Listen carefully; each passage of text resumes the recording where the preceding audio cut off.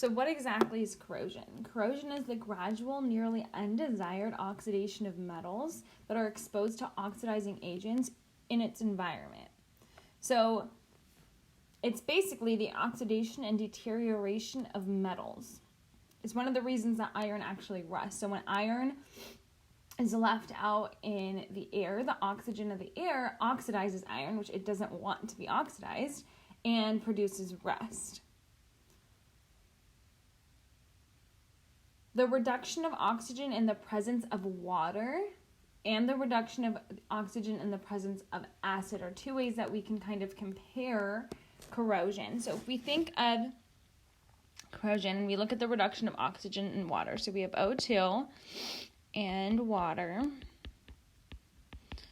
4 electrons, and hydroxide. And the cell potential is 0.4 volts. And then an acid, it looks like this.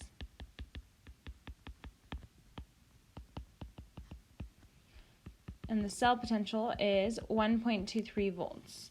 So the reduction of oxygen has a strong tendency to occur and can bring about the oxidation of other substances, especially in metals. So the reason that we're looking at this is because corrosion is the oxidation of metals. So we're looking at what oxygen does specifically as a reduction, as an oxidizing agent. So both of these are positive, so they're both spontaneous and have a very high likelihood to occur. Now, corrosion is the opposite process by which metals are extracted from their ores. So the ores are how they exist in an oxide. So iron oxide is an ore.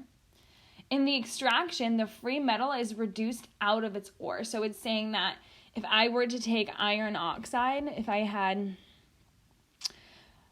iron 3 oxide and I took out the iron,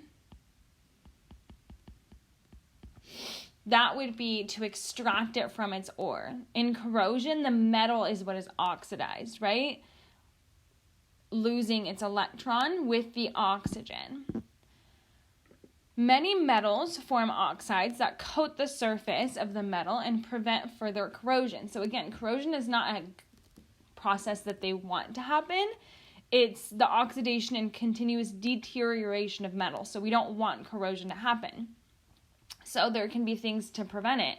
So what happens is many metals form oxides that would then coat the surface of that metal and prevent further corrosion from happening. A great example from this could be a bare aluminum metal, which has negative 1.66 volts. So bare metal, again, means just the metal by itself. No ligands attached, nothing else attached. It's just the bare metals. D orbitals were not messed with, essentially. You have the bare aluminum metal and it has a voltage of 1.66 volts. And this is not very high or positive, so it's quickly oxidized in the presence of oxygen. And the oxide that forms then is aluminum oxide. And this oxide forms on the surface of aluminum oxide. And this is highly inert and structurally solid, which then protects the underlying aluminum from further corrosion. So the way that metals, and aluminum is an example of this, helps prevent corrosion from happening, helps that metal from deteriorating to constantly produce corrodes and deteriorate, is through the formation of oxides. Now, these formation of oxides happen on the surface of the metal. So it's like if you have your metal and like this is all of your aluminum, it's these oxides that occur on the surface to help prevent further oxidation, further corrosion. Now, this is because forming this is really, really structurally solid and protects it. Now, this is not always the case for all of them. A great example of where this is a little bit trickier is actually iron. So the corrosion of iron is a little different. The oxides of iron are not structurally stable, and they tend to flake away from the underlying metal, exposing it to further corrosion. So what happens is when the iron gets oxidized, those oxides flake away. And then because they flake away, it exposes the metal by itself, and then it can just get corrosed again. So a significant part of iron that's made every single year is used to replace rusted iron, because rusted iron happens so fast because it's hard to prevent the corrosion of iron. So if we think of the cathode and anode reaction of iron corrosion, we have our cathode, which is our oxygen, and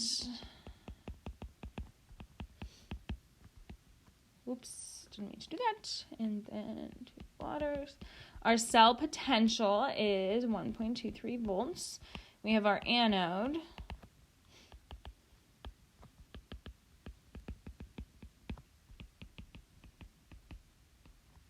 and that's 0.4. So what happens is the iron 2 plus is oxidized further,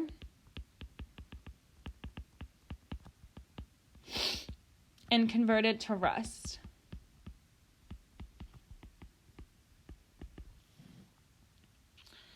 And this would look like that. This is rust, iron oxide, right? Because it's further oxidized. So what happens is with the moisture, some amount of moisture in the air, this begins to flake off, this oxide that forms. And the cracks and pits that develop, because this is flaking off, weakens the metal. So the corrosion is faster in the presence of hydrogens and or salts, different electrolytes, to kind of help this oxidation. The oxidation tends to occur at defects of the surface of the iron. These are called anodic regions because oxidation is occurring less. The electrons that produce at the anodic regions travel through the metal area called cathodic region because they are helping the oxygen and iron and hydrogen ion dissolve in moisture. So thinking of how this reaction constantly has to occur to help prevent it, but again, it's really hard to prevent because of the fact that the iron oxide is unstable and continually flakes off. So the overall reaction potential then is 1.68, and the iron 2 plus formed in the anodic region. Again, the anodic region is where the oxidation reaction tends to occur at defects of the surface of the iron. So at the surface of the iron, we call that anodic region. So the iron 2 plus formed at this region can migrate through moisture on the surface of the iron to cathodic region, where they are further oxidized by the reaction of more oxygens. So that's basically corrosion, and then specifically the corrosion of iron.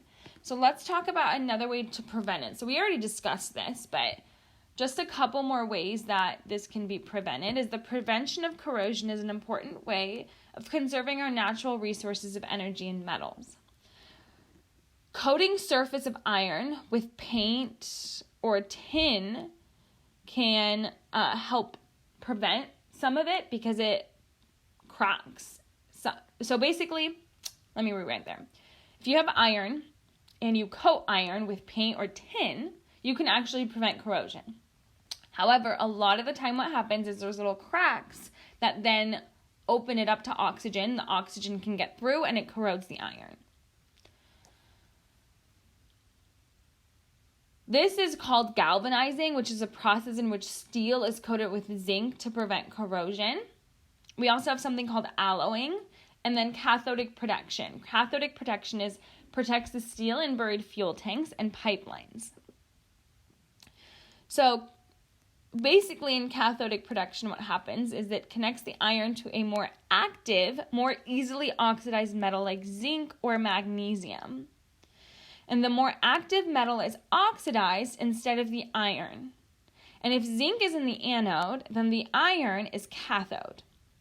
And it can't be oxidized as long as zinc is present. Zinc is the basically sacrificed anode, and when it gets used up, it must be replaced. So a cathodic protection is to have zinc in the anode, for example, and iron in the cathode. And as long as zinc is present, iron cannot be corroded. So it's a way to protect it and prevent corrosion. And then the galvanized iron has a thin coating of zinc to also help protect it against different types of corrosion. Alloying, for example, is when iron is alloyed with nickel or chromium.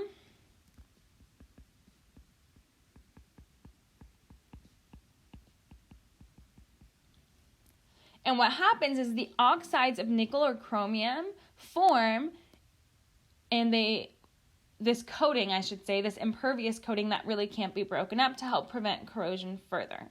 So all different types of ways that is just protecting oxygen to get into the metal to help oxidize it. So some oxidation may occur. Again, coating is kind of the big picture here. Different ways of coating that can happen to help prevent further oxidation of metals, which is corrosion, because it's a deterioration of metals that we don't want to occur.